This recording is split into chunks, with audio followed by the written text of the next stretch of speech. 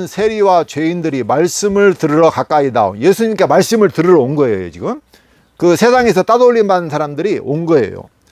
그랬더니 2절 보니까 바리새인과 서기관들이 수군거려 이르되 이 사람이 죄인을 영접하고 음식을 같이 먹는다 하더라. 이상하다는 거예요. 왜 예수님께서 세리와 죄인들하고 같이 앉아서 식사를 하고 같이 노냐고요. 그래서 예수님께서 3절을 보면 예수께서 그들에게 이 비유로 이르시되, 비유를 들어줘요. 이게 이 비유의 핵심은 누구와 누구를 든 거예요? 바리새인과 서기관들하고 세리와 죄인들을 견줘서 지금 비유를 들어준 거예요. 그 비유를 3가지 드는데 오늘 나와 있는 아까 버린 그 둘째 아들의 비유는 3번째 비유예요. 그럼 그 앞에도 첫째, 2번째 비유가 따로 있었어요. 자, 잠깐 그 비유를 보시면 잃어버린 양에 대한 비유를 해요. 양이 100마리가 있어요. 근데 100마리 중에서 1마리를 잃어버렸어요. 그러면 100마리가 커요? 1마리가 커요?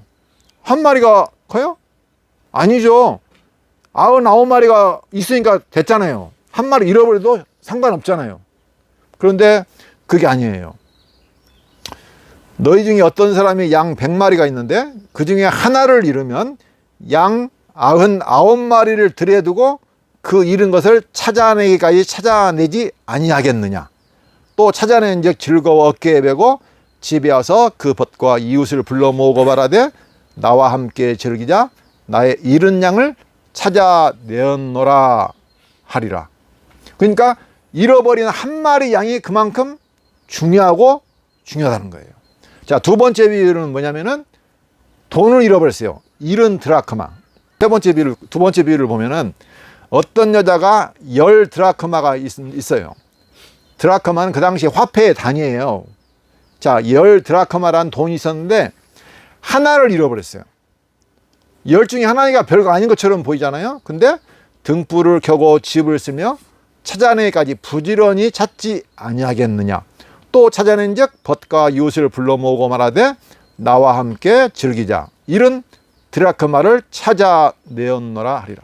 지금 이 2가지 비유를 든 다음에 3번째 잃어버린 아들의 비유를 지금 들어준 거예요. 그러면 3가지 비유가 다 무슨 말이에요? 똑같은 말이에요. 똑같은 내용을 말하고 있어요. 근데 같은 말을 지금 3번 반복한 거예요. 비유로. 그럼 누구에 대해서 한 거예요?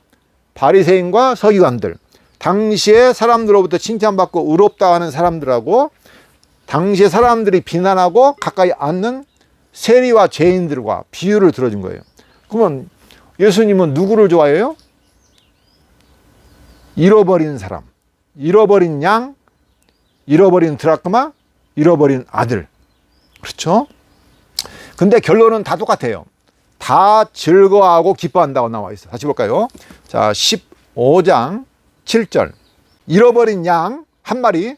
7절 보면 내가 너희에게 이르노니 이와 같이 죄인 한 사람이 회개하면 하늘에서는 회개할 것 없는 의인 99으로 말미암아 기뻐하는 것보다 더하리라.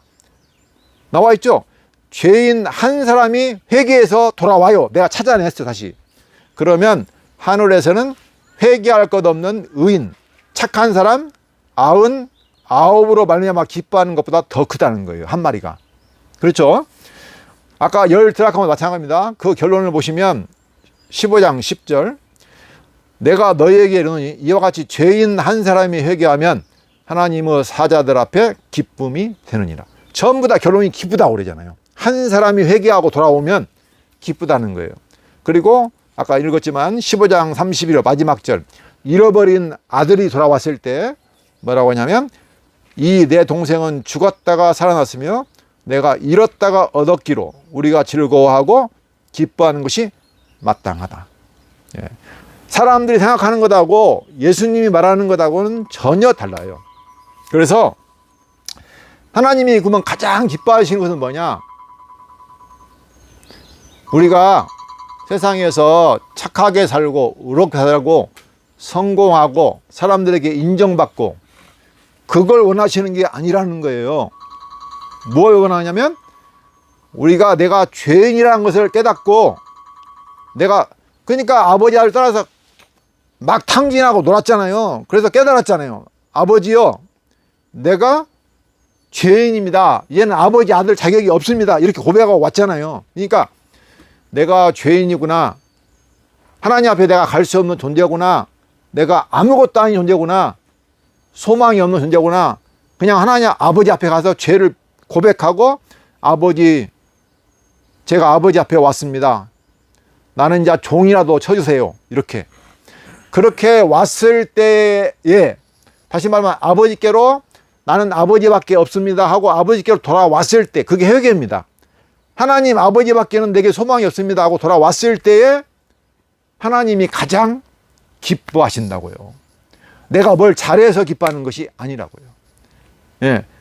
그래서 기독교는 사람들 앞에 의롭고 잘하고 훌륭한 사람이 하나님이 기뻐하시는 사람이 아니라 내가 죄인입니다.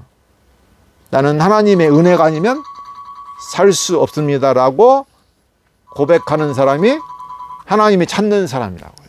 그래서 예수님께 오셨을 때 이렇게 말했습니다. 내가 의인을 위해서 온 것이 아니라 죄인을 위해서 왔다. 내가 건강한 자를 위해서 온 것이 아니라 병든 자를 위해서 왔다. 건강한 자는 나에게 쓸데없다. 이렇게 말씀하셨어요.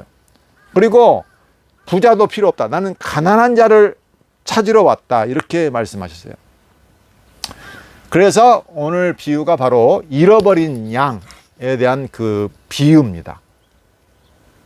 그래서 우리가 하나님 나라에 가는 길이 내가 뭔가를 열심히 선을 쌓아서 가는 게 아니고 일반 불교나 이런 것은 전부 다 자기가 뭔가를 선행을 쌓거나 공덕을 쌓아서 가려고 해요. 하나님께. 아니라는 거예요. 내가 죄인임을 깨닫고 예수님 한 분으로 인해서 내가 그분만을 의지하고 하나님께 나아간다는 거죠. 그래서 예수님께서는 우리의 모든 죄와 허물을 어떻게 해야 돼요? 하나님은 의로우신 분인데 죄를 보면 가만두지 못해요. 죽여야 돼요. 그래서 하나님께 갈 수 있는 게 내 의로는 안 되니까, 내가 착한 일 해서는 안 되니까 예수님이 대신 우리의 죄를 집어쓰고 뒤집어쓰고 십자가에서 대신 죽으신 거예요. 그리고 다시 살아나셨잖아요. 그래서 그 예수님을 믿으면 내가 너를 값없이, 너 행위가 아니고 내가 내 아들을 죽여서 그 죄값을 다 치러서 너를 의롭다가 해준다. 거저 얻는 거예요. 그러니까 거저. 그래서 우리는 내가 있는 그대로 예수님만 붙잡고 가시면 됩니다. 그게 하나님의 복음이죠. 예. 자, 오늘 결론입니다. 왜 그러면 하나님이 그렇게 하시느냐?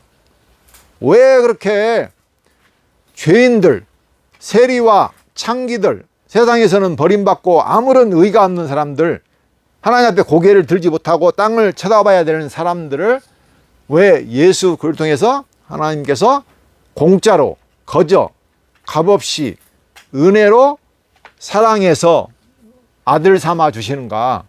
그게 바로 하나님의 은혜의 영광을 찬송케 하시려고. 다시 한번 이제 가정으로 돌아가 보겠습니다. 가정이 있습니다. 아버지가 있고 자녀가 있어요. 자녀가 열심히 노력해 가서 착하게 행동해서 성공해서 아버지께 나 이렇게 성공했어요. 그게 정말 기쁨일까요? 아니에요.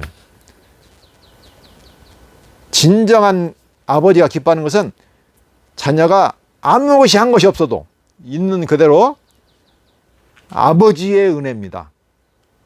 아버지의 사랑 때문에 내가 아버지의 도우심 때문에 살아갑니다. 전적으로 아버지의 사랑과 은혜에 감사하고 나는 아무것도 쓸모가 없지만 아버지 은혜가 나를 살려주셨습니다. 이렇게 고백하는 게 진짜 행복한 가정이죠. 전 그렇게 생각해요. 예. 자기를 자랑하는 사람들, 내가 남보다 뭔가 낫다고 생각하는 사람들, 그런 사람들 있으면 항상 싸우는 거예요. 내가 잘났어? 너보다 잘났어. 너는 못됐어? 나보다 못됐어. 그러니까 사람과 사람이 싸우고 다투고 화합이 안 되는 거죠. 진정한 화합은 내가 사라질 때 생기는 거예요. 내가 아무것도 아닙니다. 내가 나보다 잘난 것이 없습니다. 고백할 때.